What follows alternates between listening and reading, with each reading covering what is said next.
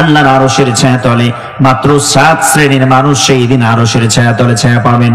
সেই 7 শ্রেণীর মধ্যে প্রথম নাম্বার হবেন ইমামুন আদিল, ন্যায়পরায়ণ শাসক।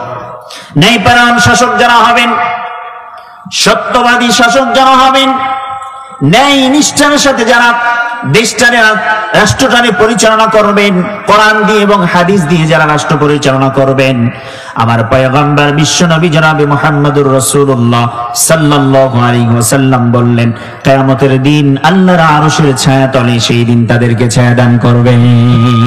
সুবহানাল্লাহ।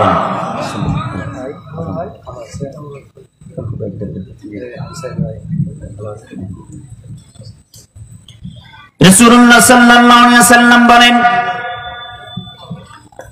ওয়াশাবুন নাশা ফি ইবাদাতিল্লাহ, দ্বিতীয় নম্বর দল, দ্বিতীয় শ্রেণীর মানুষরা হবে আল্লাহর আরশের ছায়াতলে ছায়া পাবেন যারা, যেই সমস্ত যুবকরা তাদের যৌবনকালটা আল্লাহর জন্য আল্লাহর ইবাদতে মশগুল থেকেছেন, 5 ওয়াক্ত সালাত আদায় করেছেন, সম্পদ থাকলে যাকাত আদায় করেছেন, সম্পদ যদি থাকে যাকাত প্রদান করেছেন।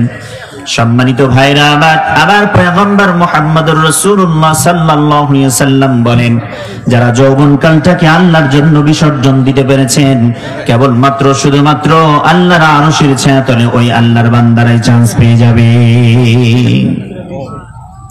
এখন দেখেন, মক্কার অত্যন্ত সম্ভ্রান্ত পরিবারের একজন সন্তান, যিনি দামি দামি পোশাক পরতেন, যিনি দামি দামি জুতা স্যান্ডেল পরতেন, সবচেয়ে সুদর্শন ছিলেন, লম্বা ছিলেন, অত্যন্ত সুন্দর একজন যুবক মুসআব ইবনে উমাইর রাদিয়াল্লাহু তাআলা আনহু। মক্কায় তখনও তিনি ইসলাম কবুল করেন নাই। যখন ইসলামের বাইরে ছিলেন, ইসলামের ছায়াতলে আসার সৌভাগ্য হয় নাই, এত সুন্দর পরিপাটিত হয়ে জীবন যাপন করতেন। হঠাৎ করে ইসলামের দাওয়াত পেলেন, কালেমার ছায়াতলে আসলেন, নবীজির হাতে হাত রেখে কালেমা পড়লেন। ইসলামের ছায়াতলে আসার পর থেকে তার জীবনটা পরিবর্তন হলো। মা তাকে ঘর ছাড়া করে দিল, ঘর ছেড়ে দিতে হলো, পোশাক ছাড়তে হলো, জীর্ণ শীর্ণ অবস্থায় তার জীবন যাপন হতে লাগলো। উহুদের ময়দানে আমার নবী পয়গম্বর রাসূলুল্লাহ সাল্লাল্লাহু আলাইহি ওয়াসাল্লামকে হেফাজত করতে গিয়ে, বিশ্ব নবীকে আঘাত থেকে রক্ষা করতে গিয়ে তিনি নিজের জীবনটা পর্যন্ত বিলিয়ে দিয়েছিলেন। এবং যুবকরা হবে আমার আপনার যুবকদের আইডল, কিন্তু আমার আপনার যুবকদের এখন আইডল হয় বিরাট কোহলি। আমার আপনার যুবকদের আইডল হয় কে? মেসি আর নেইমার। কথা বলে, আমরা কি বানিয়ে বানিয়ে বলি? আমার আপনার ছেলেরা চুলের কাটিং দেয় নেইমারের মতো, আমার আপনার ছেলেদের প্যান্টের কাটিং হয় মেসির মতো, চুলের অনেক আকৃতি হয় বিভিন্ন খেলোয়াড়দের মতো। ও যুবকরা, শোনো কলিজার টুকরারা, মন দিয়ে প্রাণ দিয়ে বোঝার চেষ্টা করো। যদি তোমার জীবনে নামাজ নাই, ঈমান নাই, তোমার জীবনে যদি ঈমান নাই, আল্লাহর ভালোবাসা নাই, তোমার জীবনে যদি ঈমান নাই, নবীজির শাফায়াত নাই, আর যদি নবীজির শাফায়াত তুমি মিস করে যাও, কিয়ামতের দিন তোমাকে জাহান্নাম থেকে কেউ রক্ষা করার নাই। ঠিক কি না? সম্মানিত ভাইরা আমার, নবীজি বললেন, রাজুলুন কলবুহু মুআল্লাকুন ফিল মাসাজিদ, আল্লাহর আরশের ছায়াতলে ছায়া পাবেন আরো একটা শ্রেণীর মানুষ, যাদের হৃদয়টা মসজিদের সাথে ঝুলন্ত আছে। জোহর পড়েছেন, নামাজ শেষ হয়েছে, বাইরে বেরিয়ে চলে গিয়েছেন। ফাইযা কুদিয়াতিস সালাতু ফান্তাশিরু ফিল আরদি ওয়াবতাগু মিন ফাদলিল্লাহ। আল্লাহ বলছেন, সালাত শেষ, জমিনে ছড়িয়ে পড়ো, আল্লাহর অনুগ্রহ কোথায় আছে তালাশ করো। সুবহানাল্লাহ। আপনাকে আমাকে 24 ঘন্টা মসজিদে বসে থাকার কথা বলা হয় নাই। মসজিদের কোণে বসে তাসবিহ টিপবেন, মসজিদের কোণে বসে বসে তাসবিহ টিপবেন, এই কথা বলা হয় নাই। আজান হয়েছে, মসজিদে আসো, নামাজ শেষ হয়ে গিয়েছে, মসজিদ থেকে বেরিয়ে পড়ো। ওমর ইবনুল খাত্তাব রাদিয়াল্লাহু তাআলা আনহু কয়েকজন যুবককে দেখলেন, তারা কোনো সময় কোনো কাজে যায় না, মসজিদে পড়ে থাকে, অলস জীবন যাপন করে। তাদেরকে ধরলেন, জিজ্ঞেস করলেন, তোমরা কাজে যাও না কেন? আল্লাহর নবীর সাহাবী ওমর ইবনুল খাত্তাব রাদিয়াল্লাহু তাআলা আনহু তাদেরকে জোরালো ভাবে ধমক দিলেন এবং তাদেরকে কাজ করার জন্য বাধ্য করে ফেললেন। অলসতার জীবন যাপন ভালো নয়। কাজের ভিতরে থাকতে হবে আপনাকে। সম্মানিত ভাইয়েরা আমার, আমি অত্যন্ত সংক্ষেপে শেষ করছি। নবীজি বলেছেন, জীবন আপনার কলবটা মসজিদের সাথে ঝুলন্ত থাকা লাগবে। এরপরে আল্লাহর পয়গম্বর বলেন, অরজুলানি তাহাব্বা ফিল্লাহ ইজতামা আলাইহি ওয়া তাফাররাকা আলাইহি, একজন মানুষ আর একজন মানুষকে মহাব্বত করবে, ভালোবাসবে, সেটা আল্লাহর জন্য। তাদের সাথে পৃথক হবে, সম্পর্ক ছিন্ন করবে, সেটাও আল্লাহর জন্য। এখন বলেন, আপনি হিন্দুদের সাথে সম্পর্ক কেমনে করবেন? হিন্দুদের সাথে তাদের সম্পর্ক করার কি প্রয়োজন? ইসলামের দাওয়াত দেওয়ার পর্যন্তই আপনি তাদের সাথে সম্পর্ক করবেন, কিন্তু তাদের পূজা মণ্ডপে গিয়ে আপনি তাদেরকে শুভকামনা জানাবেন? আপনি তো মুসলমানের ঘরের সন্তান, আপনার জন্য তো এটা শোভা পায় না। সম্মানিত ভাইয়েরা আমার, রাসূলুল্লাহ সাল্লাল্লাহু আলাইহি ওয়াসাল্লাম বললেন, ওয়ারাজুলুন যাকারাল্লাহ খালিয়ান ফাফাদাত আইনা, আল্লাহর আরশের ছায়াতলে ছায়া পাবেন আরো একটা শ্রেণীর দল, আরো একটা শ্রেণীর মানুষ, যাদের চক্ষুটা আল্লাহর জন্য কন্দ্রণরত অবস্থায় সময় পার হয়, যাদের চোখ দিয়ে আল্লাহর জন্য চোখের পানি ঝরায়।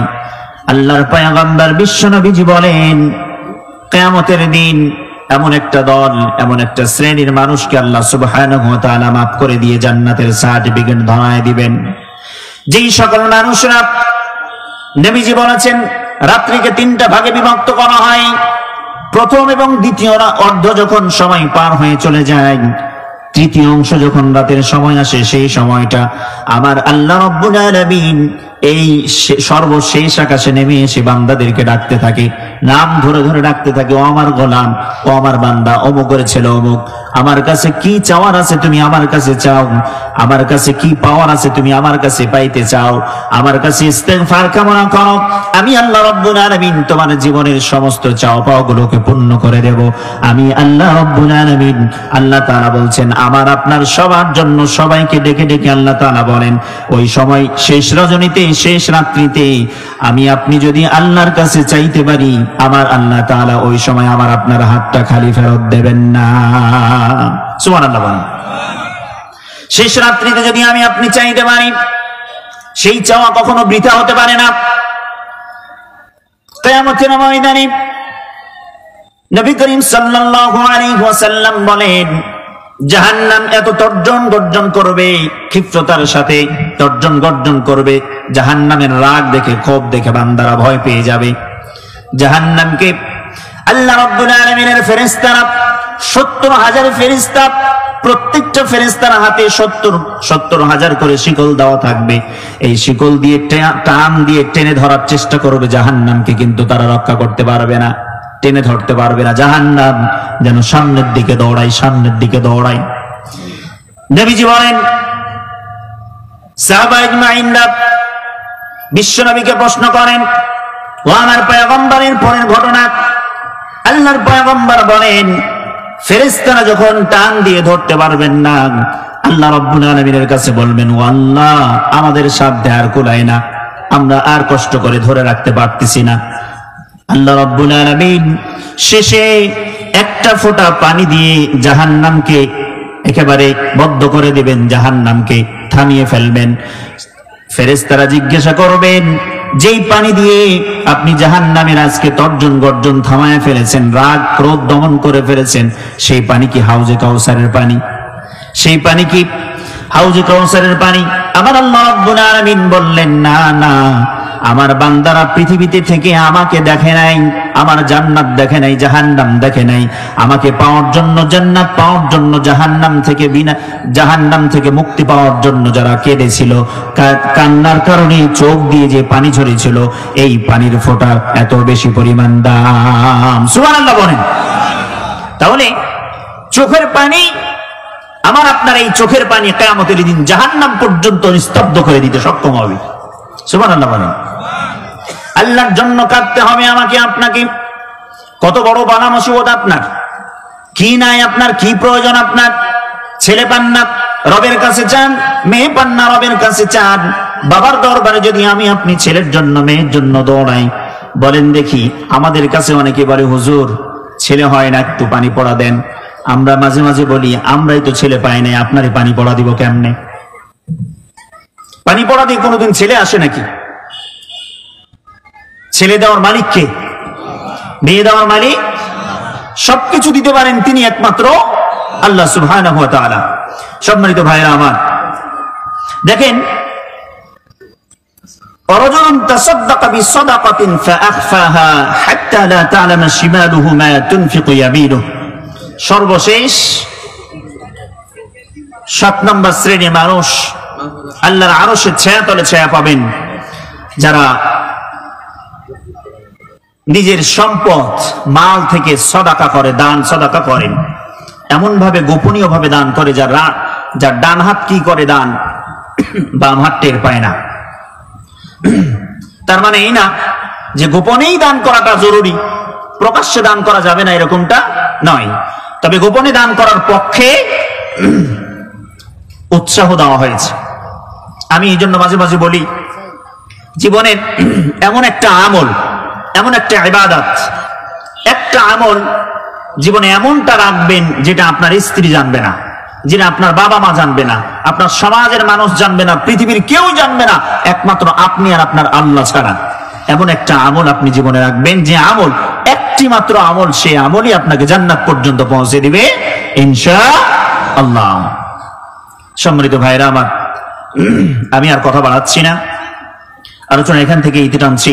যেহেতু আমাদের প্রিয় ভাই চলে এসেছেন, আপনারা জানেন যে অনেকটা কষ্ট করে উনি এসেছেন। আমাদের গোদাগাড়ির পরে প্রেমতলিতে উনি অনেক বড় একটা বিশাল জ্যামে পড়েছিলেন, অনেক কষ্ট হয়েছিল লম্বা সময়। ওনার এখানে আসা, আমার সকালে কথা হয়েছিল ওনার সাথে, মাগরিব হতে হতে চলে আসার কথা ছিল। অনেক কষ্ট হয়েছে, অনেক দূর থেকে পরিশ্রম করে এসেছেন উনি। ওনার কাছ থেকে আমরা কথা শুনবো। আল্লাহ সুবহানাহু ওয়া তাআলার কাছে আমরা দোয়া করি, আল্লাহ তাআলা যেন ওনাকে ওনার কথাগুলো সুন্দর করে কোরআন এবং হাদিস থেকে সুন্দর করে আমাদের সামনে উপস্থাপন করতে পারেন। আমরা দোয়া করি আল্লাহ তাআলা যেন আমাদের ভুলগুলোকে ক্ষমা করে দেন। আমরা সবাই বলি আমিন। আসসালামু আলাইকুম ওয়া রাহমাতুল্লাহি ওয়া বারাকাতুহু।